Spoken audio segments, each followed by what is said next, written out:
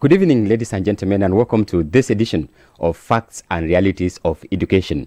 It is a pleasure knowing that you are there, and that is the reason why we are here, to edify you on issues related to education. When we talk about education, we know at this time everybody is talking about back to school, and back to school is being prepared from various fronts. In tonight's edition of the program, we will be looking at back to school when it comes to registration. What parents should look for, what parents should go for when they are registering their kids in various schools across the nation. In today's edition of the program, we have our guest. He is not a new man on the show. He is Mr. Lika George. Good evening, sir. Thank you for accepting our invitation.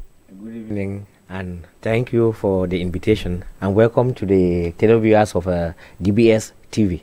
Thank you so much. Tonight, we are looking at back to school, and in this edition of the program we want to look at registration. We are talking to parents. What should parents go for when they are about registering their children? You are a teacher in the field. You understand what is needed, what parents need, what do you give to parents. We want to talk to parents tonight, and what should we tell them when it comes to registering their children? What should they look for as a point in various schools that they want to register their kids? Thank you. Really is a key point, because education, with the importance it carries, parents need to at least have a rethink before registering their kids or their students in any establishment. And the key points there are that is an enabling environment. Okay. In a nutshell. Yes. An enabling environment, and this enabling environment consists of many items, of many. That is, the first thing is the school equipment. Enabling environment in the sense that the school the parents are looking for should have an enabling environment. Is that really? Okay. And this enabling environment is composed of many points, which a parent needs to take note. That is actually our point of concern in this edition. And the first one we are going to talk about is the school equipment, which composes of the infrastructure first, because there are that's a ventilated environment where children can at least feel free. Is the first point. Secondly, we talk about that is an area free of pollution. When we talk of pollution, we talk of sound pollution, air pollution, and that's environmental pollution in general. Okay, let's come back to this issue of pollution. Yes. We are in Douala, and when we talk of pollution, like you say, sound pollution, when you talk of air pollution, and we know that Douala being typically an industrial area, in industrial zones in Douala here, we have schools. Really? What should happen to those children then?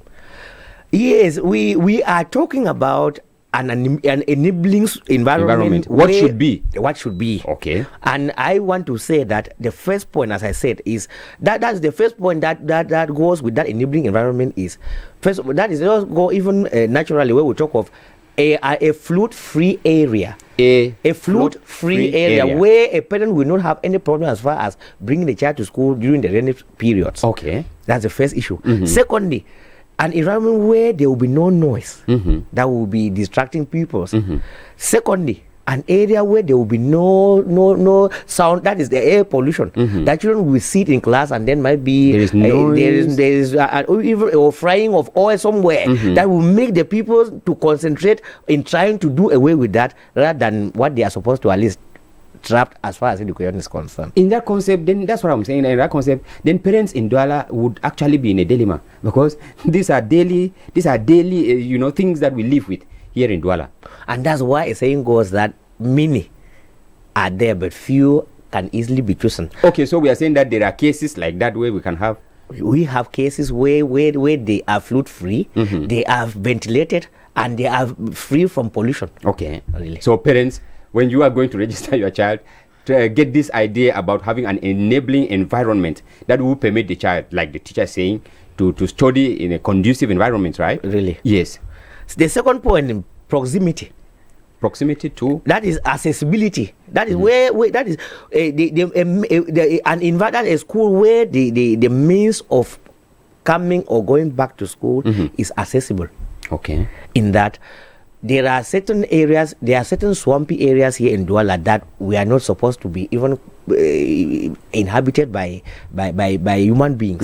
And today they are being inhabited. We talk of during flood, fluid periods like now, Yes. it's not easy to reach them. Okay. And is a problem to the pupils, because parents who will come and keep their pupils and go to work, Yes. and they are having an idea that that the children are supposed to come back home, Yes. themselves will have a problem when they will rain in the afternoon. Okay. For All right. instance. All right. They should look for places that are accessible. They are accessible. Yes. And also because there are some areas, distance is not a barrier, because easy transportation might be there are some schools that provide transportation, that even if you are in a distant area. Are these transportation free? These transportation facilities, are they free? Some schools do that. Free transportation. Free transportation, knowing where they will at least compensate, because it's a game. Okay. You can like sportswears, for instance, issued during registration. Registration might be different from a registration where they are not offering sportswears. So, in other words, parents are casual into thinking that the items like sportwear, or transportation are free, whereas they are incorporated in the fee somewhere. That is it. Okay. Let us be very. This program is facts and realities. So we are of bringing education. facts. Really. Yes. Now the next point, we talk of the teaching core. Okay. The staff. Because we say the teaching ministry, I can still recall when St. Joseph Calazans has to quote that the teaching ministry was that's the most noble, most necessary, the most agreeable. That is during the elevation of the Pious School to the rank of order, because he saw that importance in what it was education, and the teaching core should be that core which really exercise that ministry, which is exercised by that teaching staff should be a staff which is sure that teaching is a vocation and I'm supposed to exercise it as it's supposed to be, because we are trying to build minds of children that are still very young, very tender, that if we are not able to instill what is there, it will be very difficult to do it when they are already strong, because when you bend a plant at already a strong or at a certain period or of time, mature state, yes, you risk breaking it. Okay. So the teaching core counts a lot. When you say teaching as a vocation, can you talk more so that our parents will understand what we? Yes, because when you look at teaching, the teaching ministry, you discover that is a teaching a sector which needs too much sacrifice. Okay. Irrelevant of anything secondary like money. Salary. Like salary. Let us put it that way. Because it's something you need to sacrifice, because it is very delicate. Because a teacher who must handle kids at a young stage has already sent abroad people who are a danger to the public, to the society.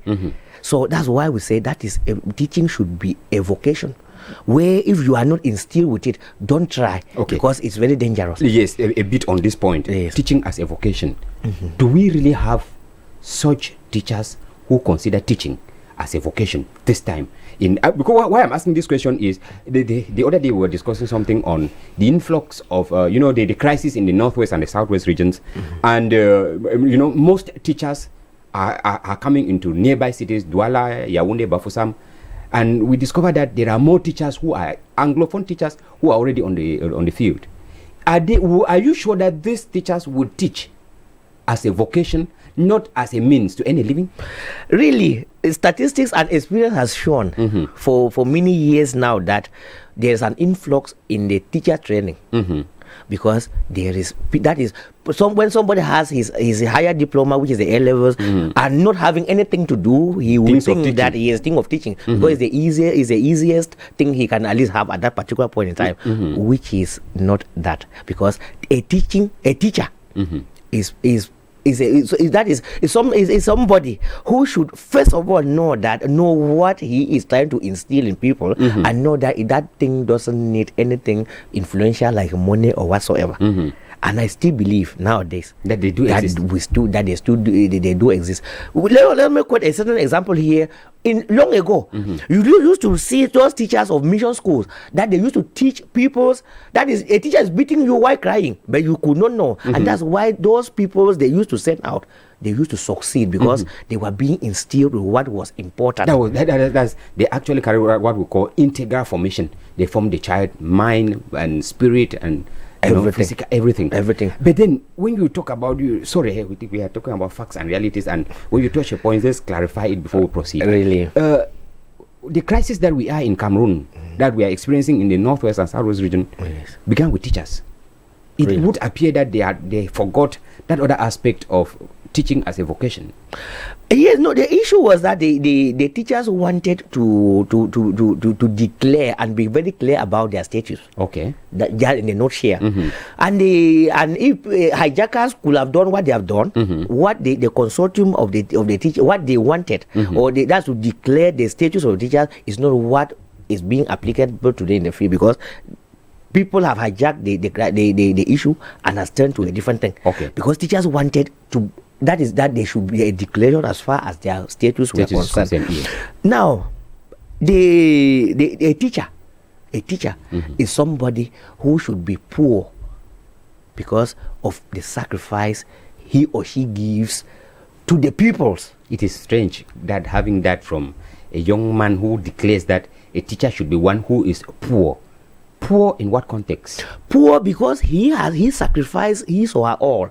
Okay. To nurture the minds of those youngsters, because I used to say that the teaching ministry is a ministry exercised by guardian angels, where a teacher is only a mere cooperator, and if you are not somebody who can sacrifice, you are not able to at least cope with, because something will distract you and you will not be able to bear that mind.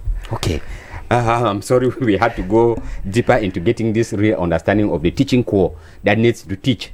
Consider teaching as a vocation, consider it as an assignment given to them that they have to fulfill for the benefit of the society. Okay, we are looking at points parents should consider, and like you were saying, one of those such was selecting a school that has a teaching core that teach or that carries out this assignment as a vocation. Really? Yes. Can we proceed? I'm not having another point. Yes, and adding to that, there is also another point that links to the teaching core, which goes with the manner of welcoming parents.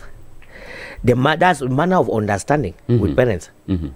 Because if you are a teacher, or you are somebody, an educationist, who will not be able to understand that a parent not able to furnish whatsoever financial should not affect the child, then your objective is stated from what is supposed to be. But a child who does not have what is needed, can that child really succeed in? Yes, I'm talking like the fare that is levied onto that is levied on that education that is being fostered to the child. Okay. Yes, if that is that understanding, with the parent also count, and then also the teaching core, which has also furnished results. We also make sure parents that in the nutshell, parents will understand that this is a teaching core that at least has a stamina. That can at least build the minds of children from their history, from their results. From their history, from the past results. But then we have this, Mr. Lika. You people in this teaching core, when results are being published here, we have this 100% syndrome. You see schools, it appears as if there are some schools you even have boards that names were written with paint.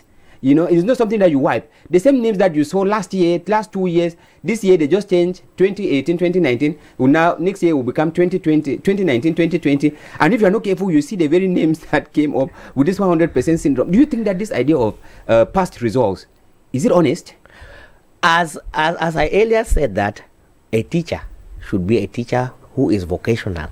Is the same as these our private sector or lay private sector who has decided to lay a hand as a business on education. Should be very careful, because there are some there that are businessmen and there are some that are really vocational educationists. Okay, now before we continue, I want us to take a break, and we take this element that talks about back to school preparation at the level of the administration, at the level of the infrastructure, at the level of campuses that are getting ready to welcome the students by September the 2nd. Let's have this element on back to school that has been done for us by Rael Ule Abia. It is true that every school year is expected to start from the end of the previous one. While it's so, Lycée de Brazzaville, like other institutions of learning, have been on their feet, finalizing the preparations for the students to resume hitch-free. The classrooms are renovated, blackboards and benches cleaned, for the reception of the students, the teachers themselves obtaining their worksheets and other documents, above all the administrative resumption. With all of these and more in place, it tells that the schools are ready for the students come September 2019-2020. Our school is very ready for the school reopening on the 2nd of September. From the time that the minister launched, from the 4th, we started with students started coming to pay their fees. And since then, we have been working relentlessly to make sure that things are in place before the 2nd. So as I was saying, we'll have all the books necessary. Conscious that schools will have to start on the 2nd of September, registrations are still going on. Parents and students are making sure that they get their names on the list. And for those who did register earlier, they are verifying their names. While arrangements are being made for a hitch-free start, the school is also making provisions for the internally displaced students.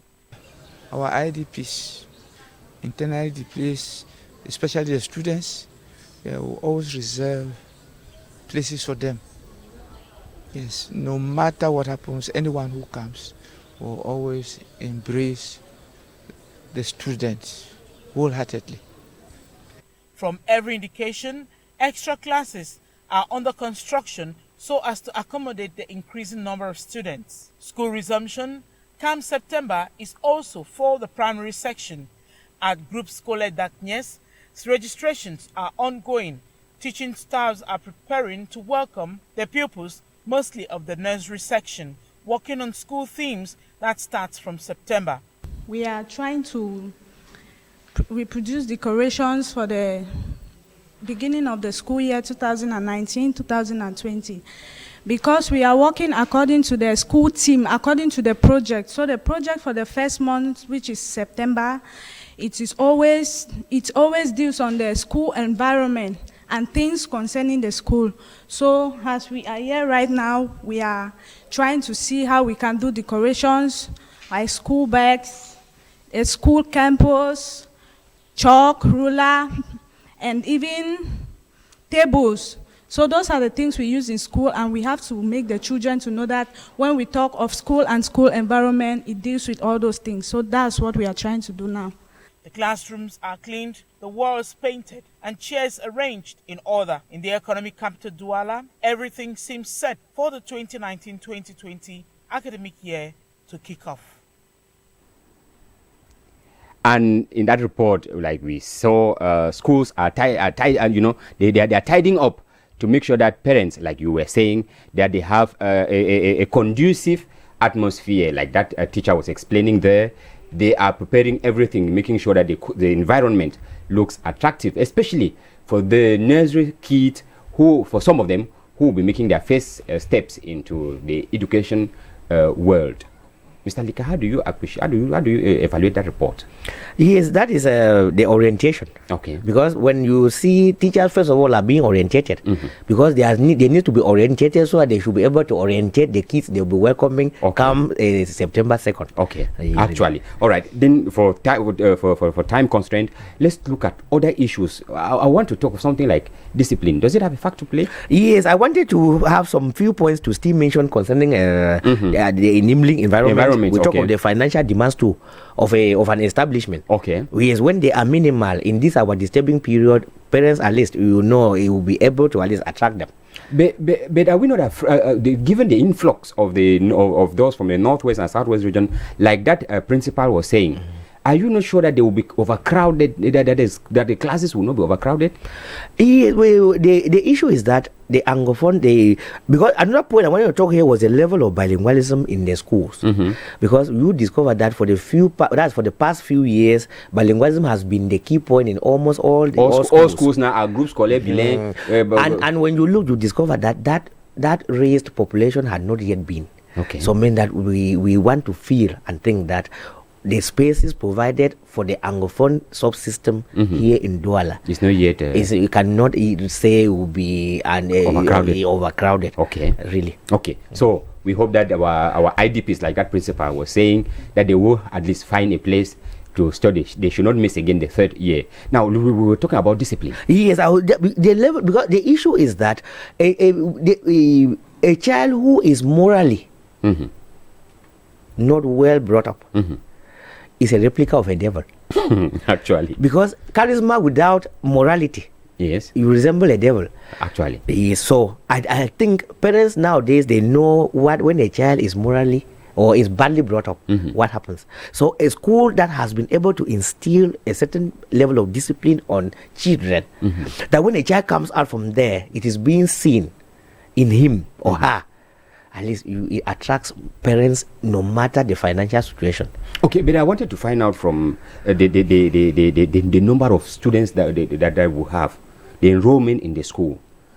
Would that be able to, would it not be difficult for those in charge of discipline to handle if the school is maybe... Really, we will not want to refuse the fact that due to the influx from the north and the southwest region, though it is an influx of teachers and pupils too. Of course. The infrastructure might not be able to withstand them, but the level of discipline in recent years might not be compared with this year, because we are receiving children from different backgrounds, yes, different cultures. Yes. And it will not be easy. But what is there is, let us put it that way, a teacher who is vocationally called to be a teacher will always be instilled by the divine intervention on what to do with such cases. Let me go a bit into the teaching corps. Do the parents do they have the right to inquire on the qualification of the teachers? You know, the academic standing, the quality of the teachers that are in that school. Can I come to your school and find out, Mr. Head Teacher, Mr. Principal, what is the qualification of your teacher? What is the range of teachers that you have in your school? I want to think that nowadays, with this our disturbing period, and let me not use a certain word that is in our uncontrolled situations now in Cameroon, where people will furnish documents that they don't merit and everything. If a parent comes to inquire such a situation, he or she might be fooled, because documents will be presented which are not what is actually being practiced in the field. What I mean is, for instance, like the new curriculum that came up, teachers could not be able to apply when they say the integrated team is the home. You are setting every whatsoever question you are setting relative to the home. Yes. And there were teachers who would write good lessons notes, but they will not be able to apply in teaching. Okay. So to inquire is to see what is practically done. That is the best way of inquiring. So if we are to advise parents should stay calm, let the teachers, let's give them a try. When schools resume, we'll see from them what they can produce, and then we can judge their level from there. The parent will be able to read the qualification of that establishment of that teacher from the work, child. From the child. That is from the work. Okay. Now, yes, I wanted us to look at this accessibility, a proximity of the school to the homes. Yes. Does it have a part to play there? Yes, that is really, we mentioned about that's proximity. It has a part to play, because we are in the economic capital, where most often than not, anybody will always, that is in the early mornings, will always make a displacement. And when you confer a child in a certain establishment, you will be very sure that by the end of the day, so that is a child is able to do well in school and come back home. When there is a demarcation, or when there is something, a barrier between leaving from home or from school to the house, is already a problem. Okay. And in this our disturbing period, when a child has a problem, when a parent waits for a child, a certain and doesn't see, he raises an alarm. Yes. Which is very detrimental to the establishment. Okay, I want us to look at this issue of, when this back to school period comes, each establishment wants to paint a good picture. You see, the infrastructures are renovated, publicity is intensified, everybody wants to look good. Is it not like trying to hide something Why not remain natural? If you are natural, you are a good person. Remember when they are doing contests for beauty contest, they go for those who are natural. They don't go for makeups. Really? So we always like say that schools this time at this period, they go for a lot of makeups to make sure that let me use the word deceive, to make sure that they derail parents. And is it not like attracting them for what does not exist? Really, for those who always read the scriptures, there's something that was said there which I always underline. Where that's the Song of Songs, where a woman said she was black but beautiful. Instead, I want to say she was black and beautiful. So mean that if those who want to paint a good image, meanwhile there's something hidden, will be discovered because it will be produced in the people. And those who know, because when you look very keenly, you discover that let us give appreciation to our state schools where they don't move around. They don't do publicity. Yes. But you see the population that is rushing there is because they know the quality of what they have.